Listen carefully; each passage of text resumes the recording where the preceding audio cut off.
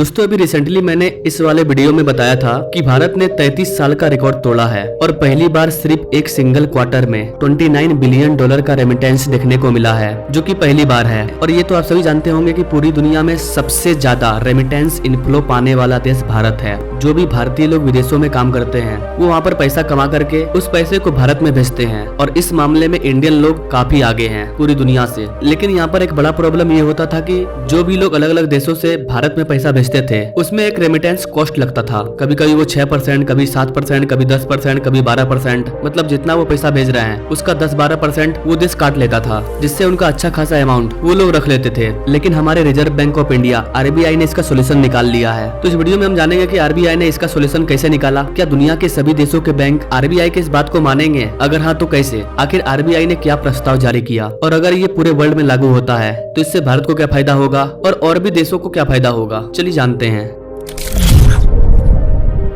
दोस्तों अपने प्यारे भारत में जो भी रेमिटेंस आता है उसका आंकड़ा $125 बिलियन का है, जो कि दुनिया के हर देश के रेमिटेंस से सबसे ज्यादा है। लेकिन इसमें से भी 10 से 12 बिलियन डॉलर ऐसा है जो भारत अब तक नहीं आ पा रहा था। वो रेमिटेंस कॉस्ट के रूप में उसी देश में रह जाता था जिस देश से इंडियन लोग पैसे भेजने की कोशिश करते थे भारत में। लेकिन अभी क्या हुआ है कि RBI और NPCI ने मिलकर के WTO में एक प्रस्ताव दिया है। भारत के द्वारा एक प्रेजेंटेशन को जारी किया गया है कि कैसे रेमिटेंस कॉस्ट को रिड्यूस किया जा सकता है। अभी क्या होता है कि मान लीजिए आप अमेरिका में काम कर रहे हो तो वहाँ पर आप जो भी पैसा कमा रहे हो, अगर आप $200 से ज्यादा पैसा भारत भेजते हो अपने घर वालों के पास, उसमें से अमेरिका 10% काट लेता था, क्योंकि ये पैसा बैंक के माध्यम से भेजा जाता है। अमेरिकन बैंक से इंडियन बैंक में आएगा तो ऐसे केस में कोई बैंक 15 से 20% भी काट लेती है। तो इससे उन लोगों को काफी ज्यादा नुकसान हो रहा था कि उनका मेहनत का कमाई है और ये लोग सिर्फ भेजने के लिए इतना ज्यादा पैसा काट लेते हैं। तो भारत ने कहा कि जैसे हमने UPI सिस्टम को तैयार किया है, ऐसा ही हम लोगों को एक इंटरऑपरेबल पेमेंट सिस्टम को तैयार करना चाहिए, जिससे कि दुनिया का कोई भी व्यक्ति अगर किसी दूसरे कंट्री में जाकर के काम करता है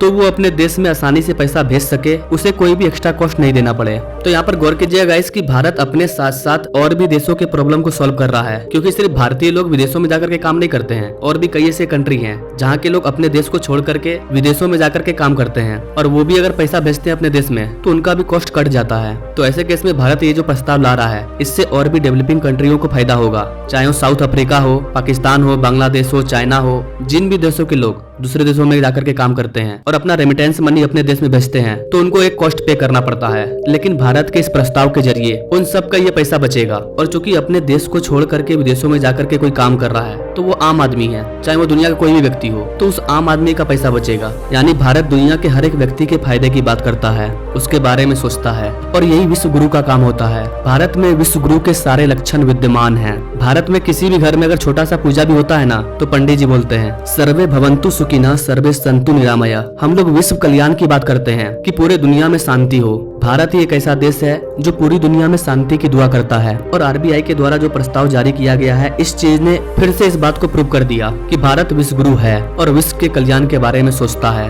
इस बार जब अबू धाबी में WTO की मीटिंग हुई थी तो भारत ने इस प्रस्ताव को वहाँ पर प्रस्तुत किया था, और जितने भी डेवलपिंग कंट्री है उन सब ने भारत का साथ दिया था, क्योंकि जितने भी डेवलपिंग कंट्री है उनके कई लोग विदेशों में जाकर के काम करते हैं, तो इससे उनको फायदा होने वाला था, इसीलिए उन्होंने भारत का साथ दिया। लेकिन जो डेवलप कंट्री है वो ये चीज नहीं चाहते हैं, क्योंकि वो जो पैसा कट कर रहे हैं वो पैसा उन्हीं को तो मिल रहा है। लेकिन WTO में जिस भी प्रस्ताव के समर्थन में ज्यादा से ज्यादा लोग होंगे वो प्रस्ताव जारी किया जाएगा। अगर ये प्रस्ताव लागू होता है तो इससे भारत को सबसे ज्यादा फायदा होगा, क्योंकि सबसे ज्यादा भारतीय लोग विदेशों में जाकर के काम करते हैं और वहाँ से अपना रेमिटेंस मनी को भारत में भेजते हैं। भारत का कहना है कि डेवलप कंट्री के बैंक जो चार्ज काट रहे हैं ये एक तरह का टैक्स हो गया, कि पैसे को ट्रांसफर करने के लिए आप 10 से 12% काट ले रहे हैं। ये एक तरह से डबल टैक्स हो गया। जो भी इंडियन लोग विदेशों में काम कर रहे हैं तो वहाँ पर वो सरकार को तो टैक्स दे ही रहे हैं, इसके बाद जब वो अपना पैसा भारत भेज रहे हैं तो आप उसमें भी काट ले रहे हो, तो ये तो डबल टैक्स हो गया ना। और ये चीज हर डेवलपिंग कंट्री के साथ हो रहा है। भारत के 16 मिलियन से ज्यादा लोग ऐसे हैं जो विदेशों में जाकर के काम करते हैं, और वही लोग अपनी कमाई को भारत में भेजते हैं। पूरी दुनिया में भारत का डिस्पोरा सबसे ज्यादा है कि भारतीय लोग विदेशों में जाकर के काम करते हैं। इस मामले में भारत नंबर 1 पर है।